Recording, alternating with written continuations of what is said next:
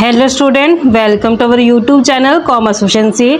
आज की क्लास में कवर करेंगे कंसेप्ट डिफरेंट शेप्स और फ्रीक्वेंसी कर्व। यहाँ पे हम टोटल 8 जो शेप हैं फ्रीक्वेंसी कर्व की कवर करके चलेंगे। इसे लास्ट क्लास में हमने कवर किया था कंसेप्ट और जाइव और कुमुलेटिव फ्रीक्वेंसी कर्व। अगर अभी तक आपने लास्ट क्लासेस नहीं देखी ताकि आपकी स्टडी में कंसिस्टेंसी बनी रहे। अगर अभी तक आपने मेरे यूट्यूब चैनल कॉमर्स एफिशिएंसी को सब्सक्राइब नहीं किया, सब्सक्राइब कीजिए और बेल आइकन जरूर प्रेस कीजिए ताकि जब भी मैं न्यू वीडियोस अपलोड करूं सबसे पहले नोटिफिकेशन आपके पास जाए। आप वीडियोस को देखकर आपकी स्टडी बूस्टअप हो। कवर करते हैं फ्रीक्वेंसी कर्व जो डिफरेंट शेप के होते हैं। ये जो शेप होती है इंडिकेट करती है कि जो फ्रीक्वेंसी डिस्ट्रीब्यूशन उसका नेचर क्या है डिफरेंट डाटा सेट के अंदर। तो इनमें से कुछ इम्पोर्टेंट शेप है, जैसे फर्स्ट शेप आती है नॉर्मल कर्व और सिमेट्रिकल कर्व।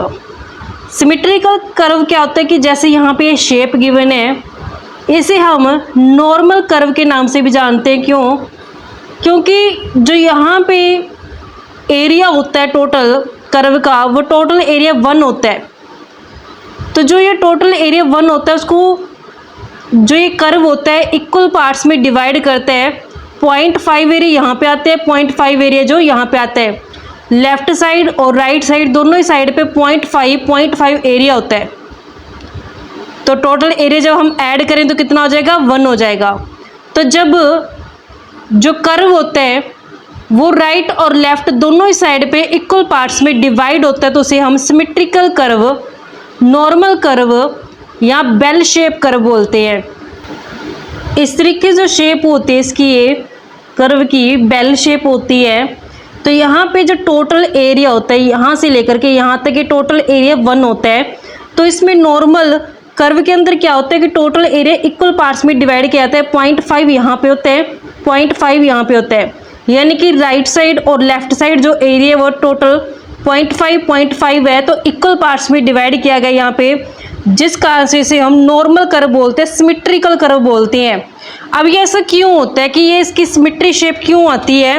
क्योंकि स्टार्टिंग में क्या होता है कि फ्रीक्वेंसी जो होती है वो बढ़ रही होती है, धीरे धीरे करके बढ़ती है, फिर जाकर के बिल्कुल पीक पॉइंट पे पहुंच जाती है। हाईएस्ट पॉइंट पे पहुंचने के बाद फिर धीरे धीरे ग्रेजुअली क्या होती है, डिक्लाइन होनी शुरू हो जाती है। जिस रेट से बढ़ी है फ्रीक्वेंसी उसी रेट से क्या हो रही है, वो कम हो रही है। जिस कारण से जो इसकी शेप होती है कर्व की वो नॉर्मल कर्व शेप आती है, सिमेट्रिकल शेप आती है, जिसे हम बेल शेप, बेल का मतलब कहते हैं कि घंटी जो होती है उस तरीके की जो शेप आती है इसकी। जो हाईएस्ट फ्रीक्वेंसी होती है वो इसके यहाँ पे टॉप पे होती है। लेकिन हम जानते हैं कि रियल लाइफ में जो सिमेट्री कर्व है ऐसा कुछ पाया नहीं जाता। रियल लाइफ में यानी कि प्रैक्टिकल लाइफ में एक नॉर्मल कर्व होना बहुत रेयर सिचुएशन होती है। जो ये नॉर्मल कर्व होता है इसका इस्तेमाल किया जाता है सैम्पलिंग डाटा से रिलेटेड प्रॉब्लम को समझने के लिए। ये तो होती है हमारे पास सिमेट्रिकल कर्व। नेक्स्ट होती है हमारे पास असिमेट्रिकल कर्व। जो हमारे पास असिमेट्री कर्व होती है, असिमेट्री कर्व जो होती है वो 2 तरीके की हो सकती है। कौन कौन सी? पॉजिटिव स्क्यूड भी हो सकती है, पॉजिटिव स्क्यूड भी हो सकती है और नेगेटिव स्क्यूड भी हो सकती है। स्क्यूड का मतलब क्या होता है? सिकुड़ा होना। जैसे यहाँ पे तो प्रॉपर एक शेप है इसकी, लेकिन असिमेट्री में क्या होता है कि जो शेप है वो सिमेट्रिकल नहीं है। ये जो शेप, ये शेप कौन सी सिमेट्रिकल शेप है? ये शेप हमारे पास सिमेट्रिकल शेप है। ये सिमेट्रिकल कर्व कहलाता है। इसे हम सिमेट्रिकल कर्व बोलते हैं क्योंकि यहाँ पे जो टोटल एरिया है कर्व का वो 2 इक्वल पार्ट्स में डिवाइड किया गया। जबकि असिमेट्रिक कर्व में क्या होगा कि जो टोटल एरिया होगा ना कर्व का वो इक्वल पार्ट्स में डिवाइड नहीं होगा। या तो वो पॉजिटिवली स्क्यूड होगा या फिर नेगेटिवली स्क्यूड होगा।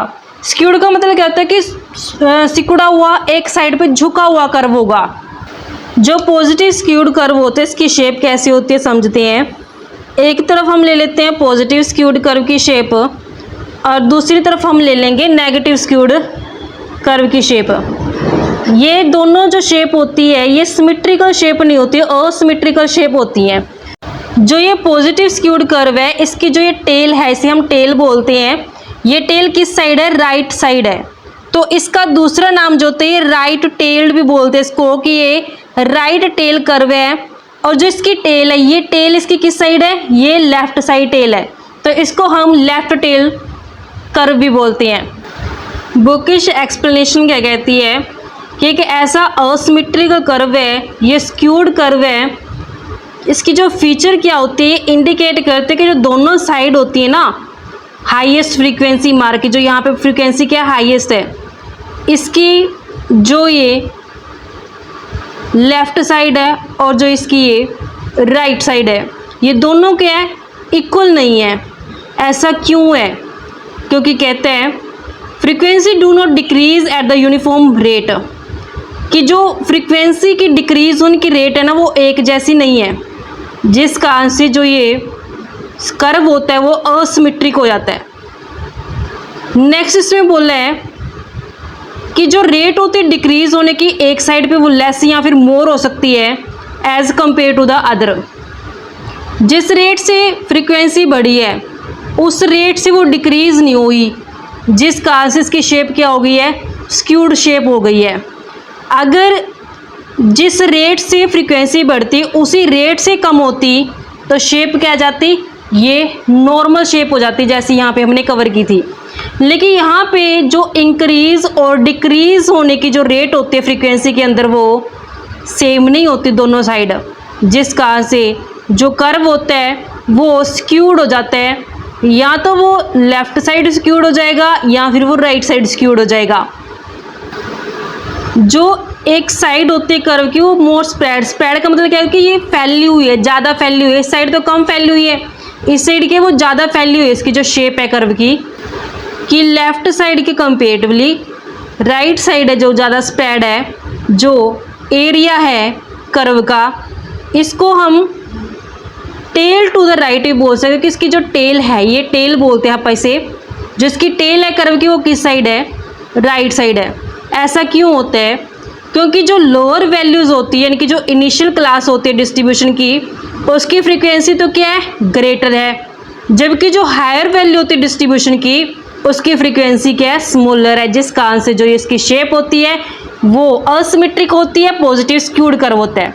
नेक्स्ट नेगेटिव स्क्यूड कर्व में क्या होता है, नेगेटिव स्क्यूड कर्व में जो टेल होती है कर्व की वो किस साइड टेल है, लेफ्ट साइड टेल है इसकी, इसे हम लेफ्ट टेल स्केल भी बोलते हैं। ऐसा क्यों होता है, क्योंकि जो हमारे पास इनिशियल क्लास होती है, यानी कि जो लोअर वैल्यू होती है डिस्ट्रीब्यूशन की, उसकी जो फ्रीक्वेंसी होती है वो तो स्मॉल होती है, जबकि जो हायर वैल्यू होती है डिस्ट्रीब्यूशन की उसकी फ्रीक्वेंसी ग्रेटर होती है, जिस कारण से जो उसकी शेप होती है वो इस तरीके से बन जाती है। इसका जो दूसरा नाम है वो नेगेटिव स्क्यूनेस है। नेक्स्ट शेप आती है यू शेप। यू, जैसे कि अब हम इसको देखें ना, ये यू की तरह बना हुआ है। इसमें क्या होता है, जो ये एक्सट्रीम एंड्स होते हैं ना, ये एक्सट्रीम एंड, इन दोनों की फ्रीक्वेंसी क्या है, हाईएस्ट है।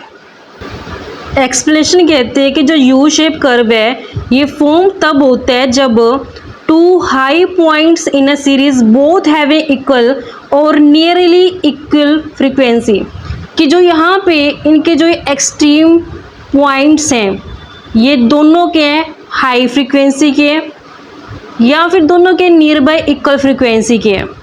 At the lowest and the highest value, जो लोएस्ट और हाईएस्ट वैल्यू की जो फ्रीक्वेंसी है वो क्या है, बिल्कुल हाई है दोनों पे। जो ज़्यादातर फ्रीक्वेंसी होती है डिस्ट्रीब्यूशन के अंदर वो इन्हीं दोनों के बीच में रह जाती है, इस lowest class interval highest class interval के बीच में रह जाती है जो बाकी की फ्रीक्वेंसी रहती है। इसमें क्या होता है कि जो फर्स्ट क्लास इंटरवल है उसकी फ्रीक्वेंसी भी हाई है, लास्ट क्लास इंटरवल की फ्रीक्वेंसी हाई है, जिस कारण से दोनों एक्सट्रीम एंड्स क्या हो गए हैं, ये मतलब कि ऊपर की तरफ आ गए हैं।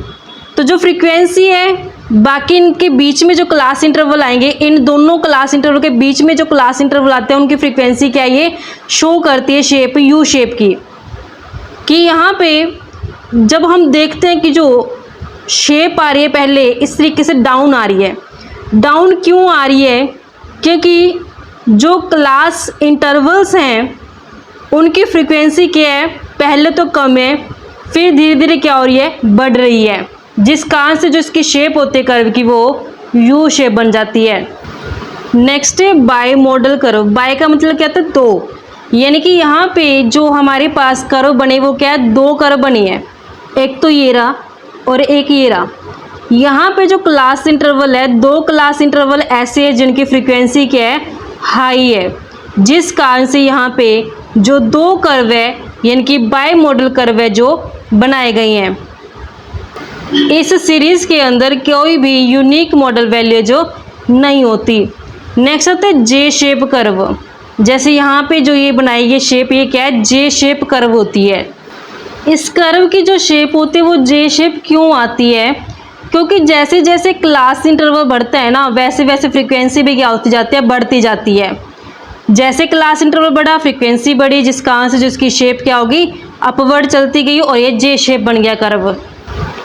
बुकिश एक्सप्लेनेशन कहती है कि जो ये शेप है, ये जे शेप कर्व है, ये तब ड्रॉ किया जाता है जब फ्रीक्वेंसी जो होती है वो इंक्रीज होती जाती है क्लास इंटरवल के साथ साथ। जैसे जैसे क्लास इंटरवल बढ़ता जाएगा, जैसे 0 से 10, 10 से 20, 20 से 30, 30 से 40 हमारा क्लास इंटरवल बढ़ा, वैसे ही फ्रीक्वेंसी 2, 4, 6, 8, 10 इस तरीके से बढ़ती जाती है।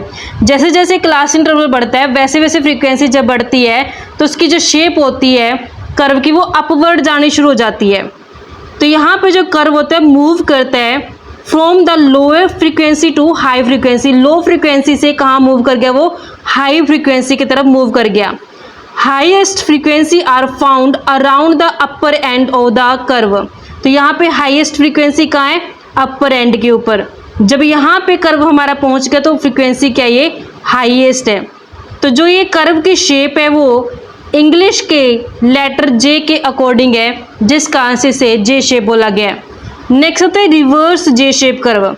जैसे यहाँ पे जे शेप में इस तरीके से गई थी, रिवर्स जे शेप में क्या होगा, इस तरीके से इसकी शेप आएगी। रिवर्स जे शेप तब आते कर्व की जब जो लोएस्ट वैल्यू होती है, जो लोएस्ट क्लास इंटरवल होता है उसकी फ्रीक्वेंसी क्या होती है, हाईएस्ट होती है, जिस कारण से जो शेप होती है वो रिवर्स जे शेप हो जाती है कर्व की। तो यहाँ पे lowest frequency corresponding to highest value in the distribution. जो हायर क्लास इंटरवल होगा हमारा उसकी फ्रीक्वेंसी लोएस्ट होगी, जिस कारण से जो इसकी शेप आती है रिवर्स जे शेप आती है कर्व की। नेक्स्ट आता है मिक्स्ड कर्व और multi modal curve. Multi modal में क्या है कि जैसे आप देख सकते हो इस तरीके से इसकी शेप बनती है कि जब फ्रीक्वेंसी का कोई भी एक ऐसा स्पेसिफिक पैटर्न नहीं है ना, तो उस केस में जो शेप होती है फिर कर्व की वो मल्टी मॉडल बन जाती है। कि जो क्लास इंटरवल्स होते हैं हमारे, तो उन क्लास इंटरवल के साथ जो फ्रीक्वेंसी गिवन होती है, जब उस फ्रीक्वेंसी का एक स्पेसिफिक पैटर्न नहीं होता, कभी बढ़ रही है कभी कम हो रही है, कभी बढ़ रही है कभी कम हो रही है, इस तरीके से वो मतलब कोई पैटर्न में नहीं चल रही है फ्रीक्वेंसी, जिस कारण से जो इसकी शेप होती है वो मल्टी मॉडल यानी कि मिक्स्ड कर्व है जो फिर बनता है हमारे पास। तो इस तरीके से बच्चों हमारे पास ये शेप बनती थी, 8 टाइप की जो शेप है फ्रीक्वेंसी कर्व की। आई होप आपको क्लियर हो गया है। नेक्स्ट क्लास में स्टार्ट करेंगे नया चैप्टर। ऐसे ही रेगुलर क्लासेस के लिए आप मेरे यूट्यूब चैनल कॉमर्स एफिशिएंसी को सब्सक्राइब, लाइक और शेयर करें। बेल आइकन जरूर प्रेस करें ताकि जब भी मैं न्यू वीडियोस अपलोड करूं सबसे पहले नोटिफिकेशन आपके पास जाए, आप वीडियोस को देखकर आपकी स्टडी बूस्ट अप हो।